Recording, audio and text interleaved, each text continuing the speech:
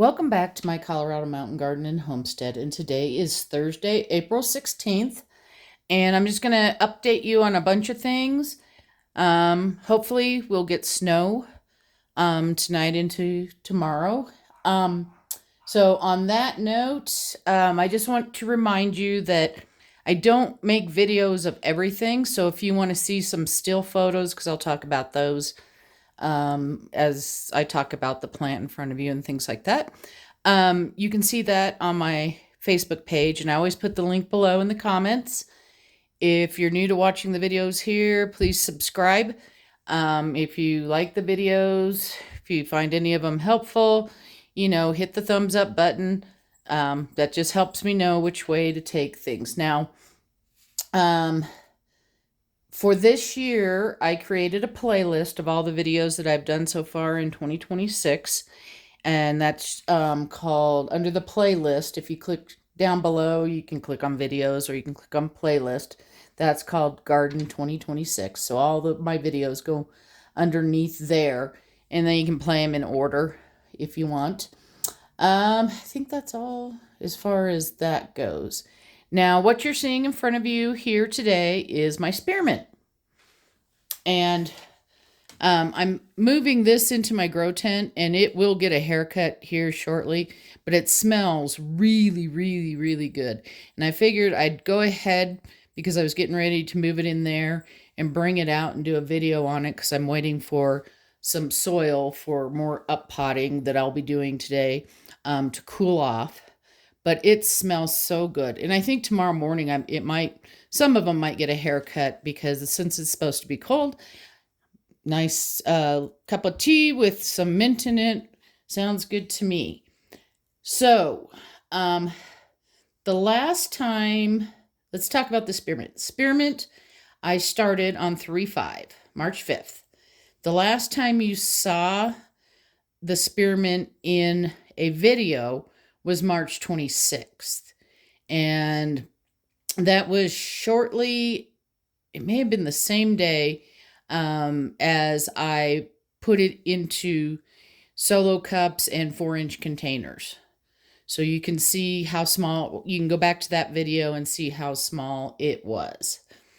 So then I have some still pictures on my Facebook page of when I up potted my spearmint into this container right here, and it was two of the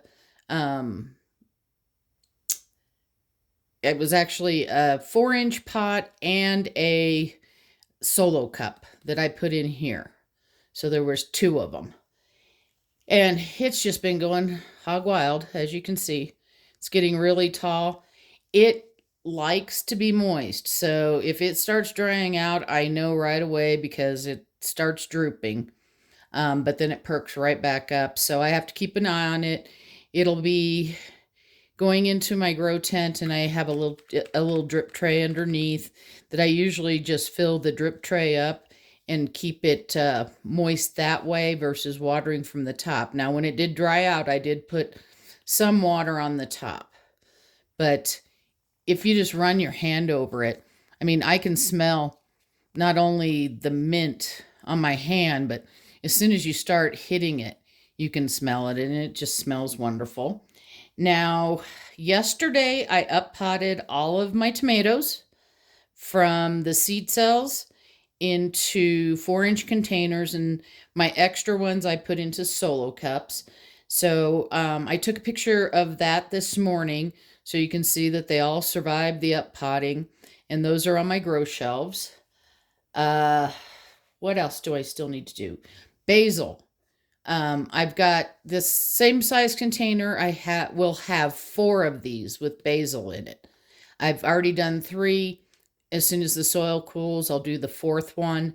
And then once I make sure everything is done, I have 1 more cup full of basil that I'll probably see if somebody wants to buy it. But I will wait until I make sure that all my transplanting or up potting from one pot to the other, that everything goes well. And so I usually wait about a week before I let any other plants go. Now, a lot of my plants have gone already to their new homes. I still need to up pot my oregano and thyme. So those are going to go into 1 gallon nursery pots, the black ones. So they're about this tall, but they're a bit skinnier. And I think tomorrow is going to be pruning day for many of the peppers, not all of them, but I will do a video on how I prune the peppers, and you'll see how drastic that is.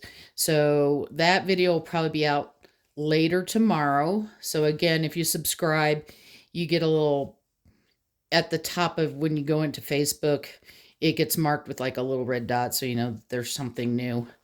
Now I'm going to just show you 2 of the peppers as I prune them, and I'll use the ones that I've had in the previous videos, because I tried so you could see how fast they grow and everything like that. Now, pruning the peppers, I'm a pruner. Not everybody is, and that'll help me keep them on the grow shelves.